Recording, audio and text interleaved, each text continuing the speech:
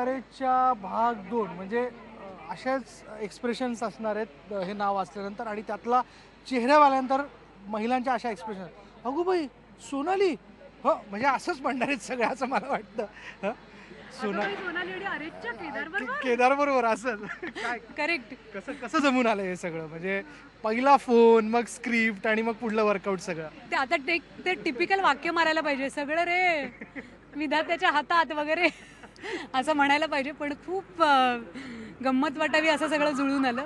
केदारला माहिती होतंच की मला त्याच्याबरोबर काम करायचं आहे, कारण मी केदारच्या कामाची, त्यांनी केलेल्या नाटकांची, टिपरेची आणि सिनेमांची फॅन आहे. खूप इच्छा होती त्याच्याबरोबर काम करायची, पण तो इतकी गोड गोष्ट माझ्यासाठी लिहेल किंवा इतकी छान फिल्म घेऊन तो माझ्याकडे येईल असं स्वप्नातही वाटलं नव्हतं. म्हणजे खूपच क्लिशे आणि फिल्मी वाक्य आहे हे, असं मला वाटलंच नव्हतं वगैरे वगैरे. पण खरंच तसं झालं आहे माझ्या बाबतीत की ड्रीम रोल आहे माझ्यासाठी हा. अशा पद्धतीची मुलगी साकारायला मला मिळालं नव्हतं सिनेमात तरी. कुठल्याही ॲक्ट्रेसला असं वाटणार आहे काश हा रोल मला मिळाला असता. प्रत्येक मुलीला असं वाटणार आहे की शुभांगीच्या आयुष्यात ज्या काही गमती जमती चालल्या आहेत त्या माझ्या आयुष्यात चालू देत. प्रत्येक मुलाला किंवा पुरुषाला असं वाटणार आहे की मला शुभांगीसारखी बायको मिळायला पाहिजे. प्रत्येक जण रिलेट करणार आहे. पण ही शुभांगी दाखवण्याकरता मला असं दिसतंय सोनाली की तू बरंच वर्कआउट केलेलं आहे. कारण प्रकाश बाबा आमटे आम्ही एकीकडे ठेवतोय, दुसरीकडे हा चित्रपट, म्हणजे अगदी टोकाच्या भूमिका आहेत, पण या भूमिकेसाठी बदल देखील दिसत आहेत. माझा आजपर्यंत प्रयत्न आहेच तो की भूमिका सुंदर दिसली पाहिजे. भूमिकेत मी सुंदर दिसणं माझ्या दृष्टीने गौण आहे, कारण मग आपण आपली छाप सोडायचा प्रयत्न करतो. मी फार पॉझिटिव्ह आहे माझ्या भूमिकांबद्दल, पण मी सुंदर दिसण्याबाबतीत पॉझिटिव्ह नाही आहे. म्हणजे मला असं नाही वाटत की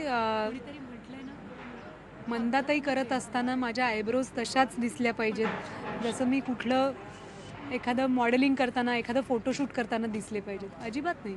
मंदाताईंचा स्वतःचा गोडवा एक वेगळा आहे, त्यांच्या कामाची झळाळी आहे त्यांच्यामध्ये, ती जपायचा मी प्रयत्न केला होता. आणि ती झळाळी त्यांचं सौंदर्य आहे आणि त्या अर्थातच फार फार सुंदर आहेत खऱ्यासुद्धा.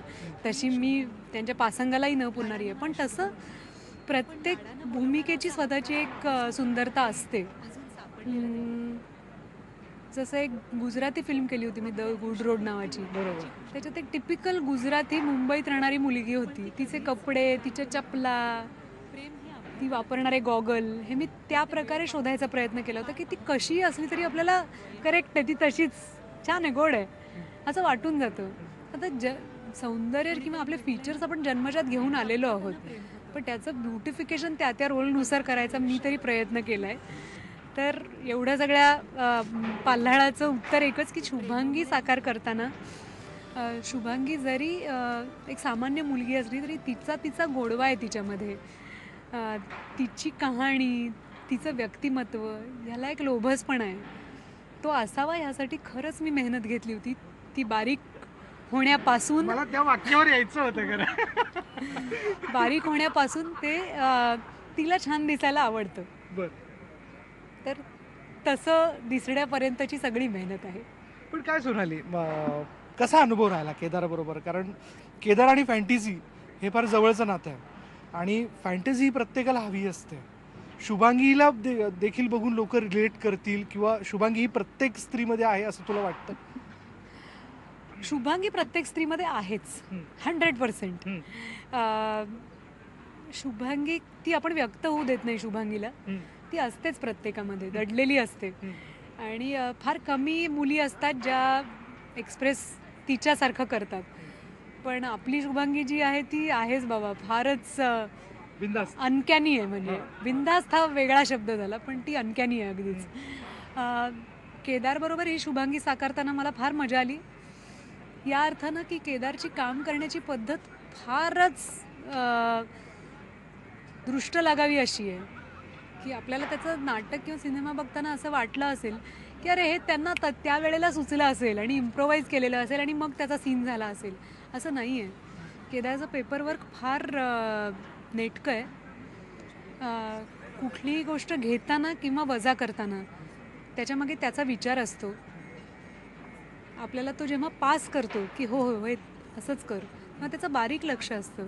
रिहर्सलपासून ते डबिंगपर्यंत त्याचं बऱ्यापैकी लक्ष असतं आपल्या कामावरती. आणि मुख्य दिग्दर्शकाचा तर हाच एक गुण आहे ना, की दिशा देणं, त्या कामाला दिशा देणं. नाही तर काम काय सगळ्यांनाच येत असतं. मला जर कोणी सांगितलं असतं की ही वाक्य पाठ कर आणि जाऊन म्हणून ये, किंवा कुणालाही सिनेमात भरत आहे, प्रसाद आहे किंवा धरम आहे, आम्ही सगळे बरे ॲक्टर आहोत आणि आम्ही थिएटरचे पण आहोत, आम्हाला वाक्य पाठ करता येतात, आम्हाला इमोशन्स नीट दाखवता येतात. पण तिथे केदार आहे म्हणून त्या गोष्टीत हा एक मिश्किल भाव आहे किंवा हा खेळकरपणा आहे किंवा त्या इमोशनचं ते गांभीर्य आहे. वा. बरं, जाता जाता जर सोनालीला अगं यारेच्या म्हणायचं असेल तर ती कसं म्हणेल? अगं यारेच्या भाग 2. अगं बाई, अरेच्चा, भाग 2. आपल्या आयुष्यातली इतकी महत्वाची गोष्ट, पण ती कधीच प्लॅन करून होत नाही. प्रेम हे अपघातानं होतं. मग ते वेळ पाहत नाही, काळ पाहत नाही आणि वयही.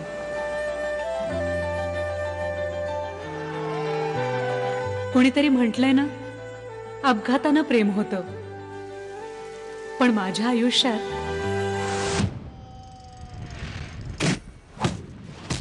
प्रेमामुळे अपघात. अगं बाई, अरेच्या, सारंच काही गुलदस्त्यात होतं. बरं, कलावंत कोण असतील हे आज अखेर कळलेलं आहे. बरं, त्यातलेच प्रल्हाद किसमिसे आपल्याला भेटलेले आहेत. ओळखा म्हणजे तसे हे वेगळेच आहेत. प्रल्हाद भाऊ, लय मजा केली असं आम्ही ऐकलं. हा, लय मजा केली. म्हणजे गंमत अशी आहे की एकतर मला या पिक्चरमध्ये केदार शिंदे आणि सोनाली कुलकर्णी असं मेन कॉम्बिनेशन आहे, जे मला विलक्षण आवडलं आहे. कारण केदारचं एक वेगळं स्कूल आहे आणि सोनालीचं एक वेगळं स्कूल आहे. ही दोन स्कूल्स जेव्हा एकत्र येतात एका फिल्मच्या निमित्ताने, तेव्हा काय घडेल याची उत्कंठा मला फार लागून राहिली होती. आणि त्याच्यात केदारने नेमकं मला एका रोलसाठी विचारलं आणि तो रोलही मला इतका आवडला. खरं तो खूप छोटा रोल आहे, म्हणजे अक्षरशः खारीचा वाटा उचलल्यासारखा रोल आहे. पण केदारबरोबर कधी आम्ही 15-20 वर्ष जुने मित्र, पण आम्ही कधी एकत्र काम करण्याचा योग आला नाही. तोही या चित्रपटाच्या निमित्ताने आला आणि खूप एन्जॉय केली मी प्रोसेस. मुळात चित्रपट अत्यंत उत्तम आणि अत्यंत निखळ विनोदी ढंगाने जातो. इतका प्युअर कॉमेडी चित्रपट खूप दिवसांनी पाहायला मिळेल असं मला वाटतं. सगळेच जण असं गुलदस्त्यात ठेवतात, कोणी स्टोरी सांगायला तयार नाही. थोडं किंचित नाही, अरे ॲक्च्युली स्टोरी अशी सांगताच येणार नाही चित्रपटाची. ते एकात एक घटना अशा गुंतत त्याच्यातनं माझं कॅरेक्टर येतं, भरतचं कॅरेक्टर येतं, सिद्धार्थ जाधवचं कॅरेक्टर येतं, माधव देवचक्के येऊन जातो आणि सोनाली आहेच आहे तिथे. आम्ही फक्त येतो जातो तर त्याच्या घटना आहेत त्या एकात एक अडकलेल्या आहेत. त्याला अशी एक स्टोरी, बाबा एक गाव असतं त्यात अशी स्टोरीज सांगता येणार नाही. हीच गंमत आहे या पिक्चरची, की त्याची स्टोरी सांगण्यासारखी नाही, ती बघण्यासारखी आहे आणि ती बघितल्यानंतरच त्याचा आनंद मिळू शकतो. गोष्ट ऐकून नाही आनंद मिळणार. केदार आणि फॅन्टसी खरं तर हे फार अतूट समीकरण आहे असं म्हटलं तरी चालेल. आणि तेच खरं तर लोकांच्या मनात असतं, त्यांना हवं असं वाटत असतं. इथे देखील तसं काहीच आहे किंवा लोक रिलेट करतील हा पिक्चर बघत असताना? अगबाई अरेच्या जर का पहिला पार्ट आपण आठवून बघितला आता, तर बायकांच्या मनात काय चाललंय हे ओळखणारा पुरुष प्रधान सिनेमा होता. संजय नार्वेकरचा रोल जर का लक्षात घेतला आपण तर, सिनेमा जरी स्त्रीभोवती फिरत असला तरी त्याचा नायक हा पुरुष होता. या चित्रपटामध्ये प्रमुख भूमिका स्त्रीची आहे, सोनालीची आहे. आणि अगबाई अरेच्या पहिल्या पार्टमधल्यासारखी काही ती कुणाच्या मनातलं काही ओळखायला जात नाही किंवा असं काही घडत नाही चित्रपटामध्ये. पण जे पुरुष तिच्या आयुष्यात येतात त्यांच्या बाबतीत काही ना काहीतरी गंमत घडत जाते आणि ती गंमत म्हणजे चित्रपट आहे.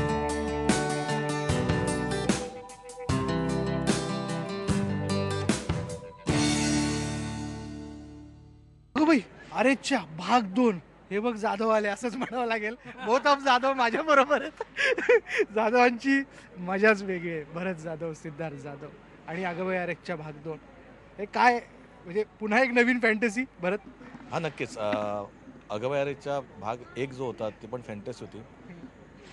सेकंड भाग आहे ही पण चांगली फॅन्टसी आहे आणि मला आवडलं उलट केदारचं, की त्याने मध्ये इतके पिक्चर केले पण त्याने करेक्ट ह्या चित्रपटाला नाव, त्याला जी आवडलेली फॅन्टसी आहे तो ह्या चित्रपटात तो आणतोय.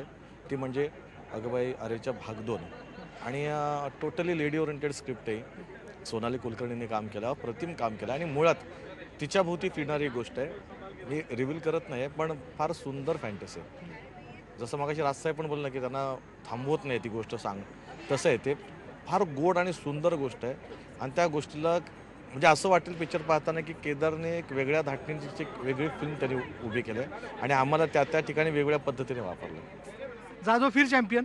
नाही अगबायाची काय म्हणतात आयरनी ऑफ लाईफ म्हणूया आपण, विरोधाभास आता तशा अर्थाने चांगल्या अर्थाने असं आहे की अगबाया याच्यामध्ये भरत सर एका गाण्यात होते आणि मी सीनमध्ये होतो मी सीनमध्ये होतो आणि अरेच्या 2 मध्ये मी गाण्यात आहे आणि सर सीनमध्ये.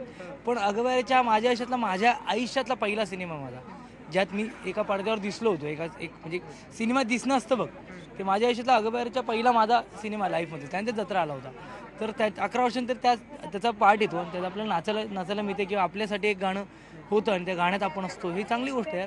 म्हणजे सोनाली बेंद्रेच्या मागे नाचणारा त्या 4-5 जणांमध्ये असणारा तो पोरगा आज सोनाली बेंद्रे, तर आनंद आहे आणि शुभेच्छा सोनाली कुलकर्णी आहे किंवा केदार सर आहे किंवा टीम आमचीच आहे आणि एक वेगळा विषय आणि त्यात आपण कुठेतरी सरांच्या प्रत्येक सिनेमात कुठेतरी आपण एक वेगळ्या पद्धतीने पार्ट असतो, तर आनंद आहेच.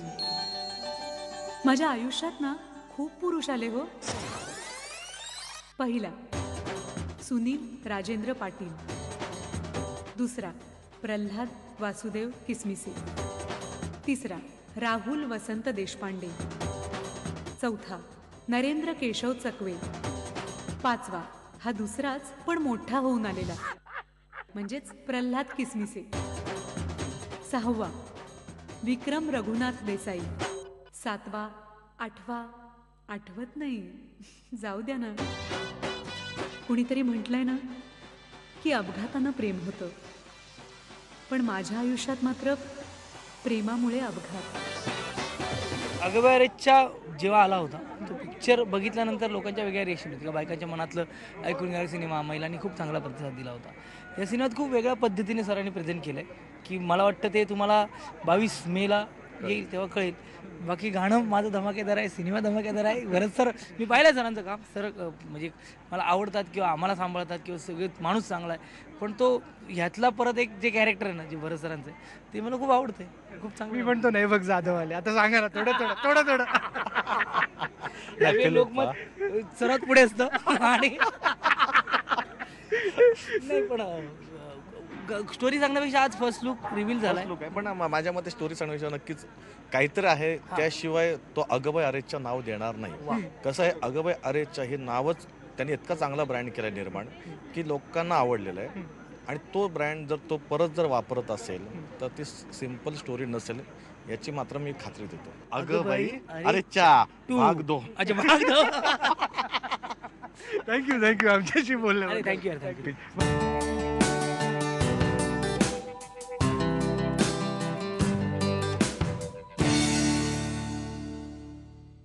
हा शो टाईममध्ये आपण म्हणणार आहोत अगबाई अरेच्या पण भाग 2. म्हणजे या शिपचे कप्तान माझ्याबरोबर आहे केदार शिंदे. पुन्हा एकदा अगबाई अरेच्या आणि सिक्वेल आणि प्रत्येकाच्या मनात अनेक प्रश्न आहेत. पूर्वी जो नायक होता त्याला बायकांच्या मनातलं ऐकू येत होतं, त्यामुळे आत्ता या चित्रपटात नक्की काय होणार आहे अशी एक सगळ्यात मोठी उत्सुकता आहे. मला काय वाटतं माहिती आहे ना की अगबाई अरेच्या ही एक्सप्रेशन आहे. म्हणजे अगबाई अरेच्याशी त्या चित्रपटातल्या कथेचा काही संबंध नव्हता. फक्त काय व्हायचं की अरे ह्याला मनातलं ऐकू येतं, तर बायका अगबाई ह्याला ऐकू येतं किंवा पुरुष अरेच्या ह्याला ऐकू येतं, ही एक्सप्रेशनची भावना आहे. सो मला स्वतःला असं वाटत होतं की पहिला भाग जिथे संपलाय तिथून दुसरा भाग सुरू होता कामा नये, हे इतकं थॉट क्लिअर होता माझा.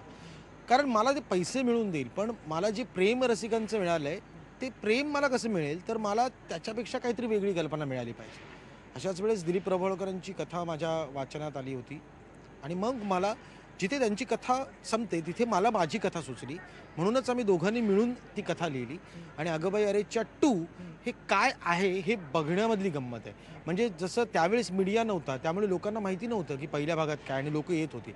आज तुमच्यामुळे ही बातमी लोकांपर्यंत जाऊन देत की अगबाई अरेच्या 2 येतोय, काय आहे ते बघण्यासाठी लोक येतील. पण यामध्ये सगळ्यात मोठं नवल आहे, ज्या नायिकेला आम्ही आत्तापर्यंत खास करून सिरियस भूमिकांमध्येच बघितलेलं आहे, सोनाली आणि कॉमेडी हे जरा एक वेगळं खरं तर, आणि त्या बाबतीत तू देखील आश्चर्यचकित होता. काय कसा अनुभव होता? नाही, कथा माझं स्वतःचं मत आहे की कास्टिंग कधी होतं किंवा कधी भावते कथा लोकांना जेव्हा त्याचं कास्टिंग करेक्ट असतं. म्हणजे ज्या क्षणी मला कास्ट झाल्यानंतर मला वाटलं कोण करेल काम, तर एक दोनच व्यक्ती माझ्या डोळ्यासमोर आले.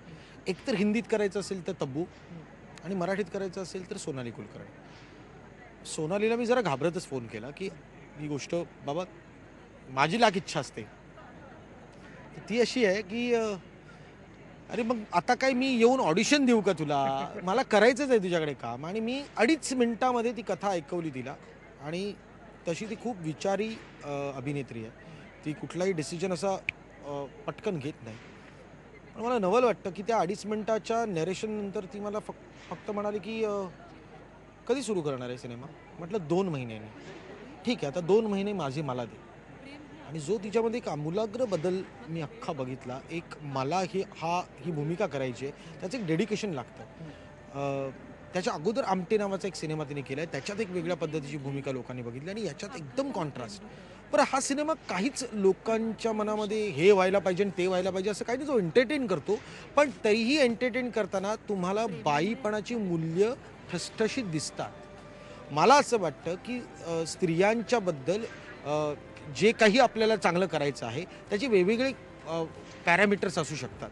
माझं स्वतःचं मत आहे की मी जर मनोरंजनाच्या क्षेत्रात आहे आणि मला स्त्रियांबद्दल काहीतरी आदर वाटतो, त्यांच्याबद्दल अभिमान वाटतो, तर मी माझ्या कलाकृतीतून अशा पद्धतीत दाखवतोय.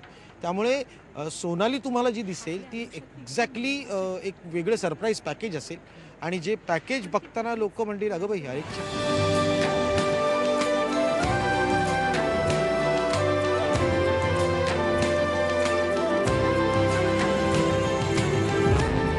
मी शुभांगी. लाडानं मला शुभा म्हणतात, पण लाडानं बोलवणारा असा हक्काचा माणूस मात्र मला काही अजून सापडलेला नाहीये. अगं बाई अरेच्या टू